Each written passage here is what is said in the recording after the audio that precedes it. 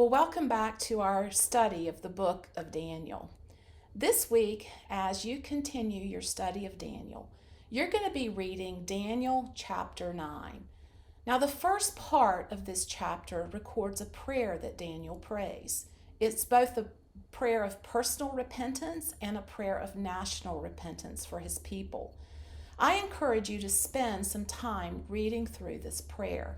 Not only is the prayer beautiful and heartfelt, I think it provides a good model for us when we are seeking repentance ourselves.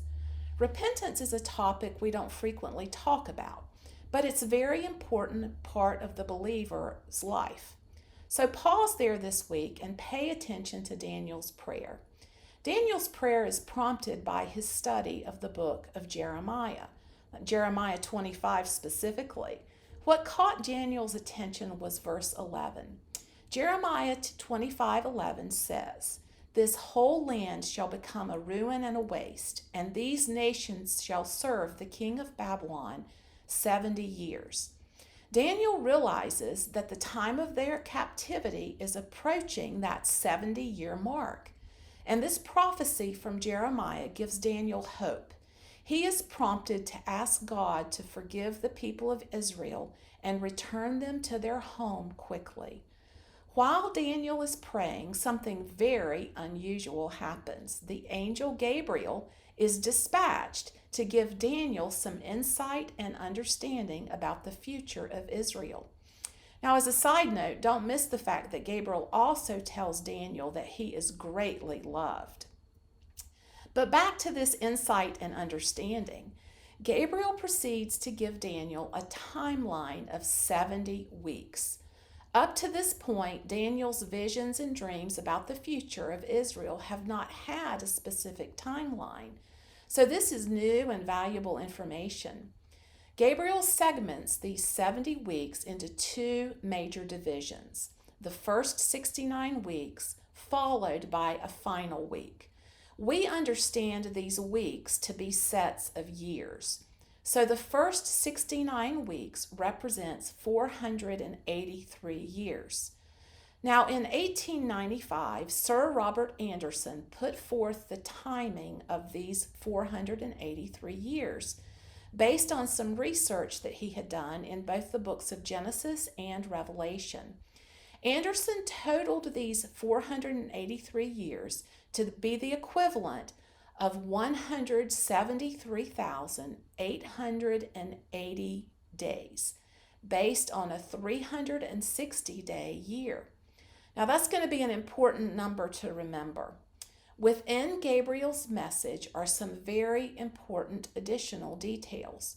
First of all, Daniel learns that there will be a word or decree that goes out to restore and build Jerusalem. So, again, that's a bit of new information. This decree to rebuild Jerusalem was given on March 14th, 445 BC, by the Persian king Artaxerxes. This is found in Nehemiah 2, and well after Daniel had died. Gabriel also speaks of anointed one, a prince. This anointed prince would be cut off. Well, this prince is none other than Jesus the Messiah. And Jesus rode into Jerusalem on a donkey on April 6th, 32 AD. You know what? That is exactly 173,880 days from the decree of King Artaxerxes. That is absolutely amazing. What a confirmation of this message from Gabriel. But that only covers the 69 weeks. What about the last week, that 70th week? Well, that week is yet to come. Not unlike Daniel's other visions, there is a pause here.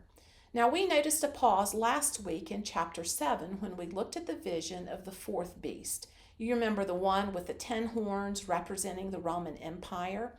Much of Daniel's vision from last week is past history, but there is still a world ruler that is expected to emerge out of a 10-nation confederation. That has not happened yet, but in Daniel's vision, It just seemed to be the next thing that would happen. From our perspective, it's been thousands of years. This kind of thing is like looking at a mountain range. We see a smaller peak in front of a larger peak. But what we don't see when we look at that mountain range are the valleys and peaks between those two very prominent peaks. Our perspective is blocked.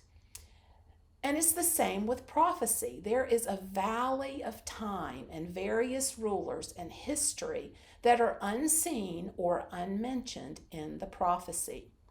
Gabriel's message of the 70 weeks follows this same pattern. From our perspective, we can see that the first 69 weeks are in the history books. That history includes the death and resurrection of Jesus and the destruction of the temple in 70 AD. But looming over the 69 weeks is that last week, the 70th week.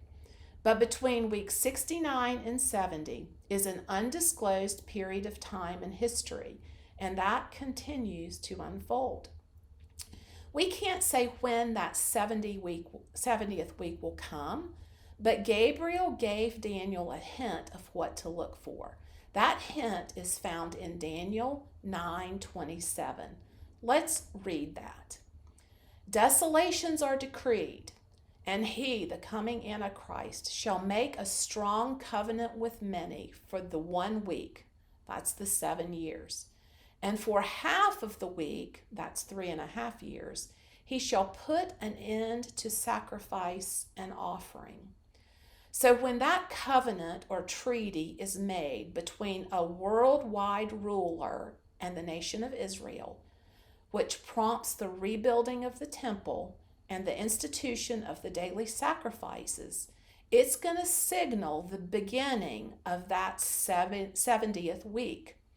When the world ruler goes back on his promise to allow the people of Israel to worship in the temple and instead sets himself up as a god, it will signal only 3.5 years remain before Jesus returns to claim his earthly kingdom. Gabriel gave Daniel insight and understanding about the future. We may find this very confusing and complicated, and no doubt Daniel did, because he didn't have the benefit of history to verify everything that he was seeing. But the takeaway this week, just like it has been for each week as we've studied Daniel, is that God has a plan to put an end to sin, to atone for iniquity, and to bring in everlasting righteousness.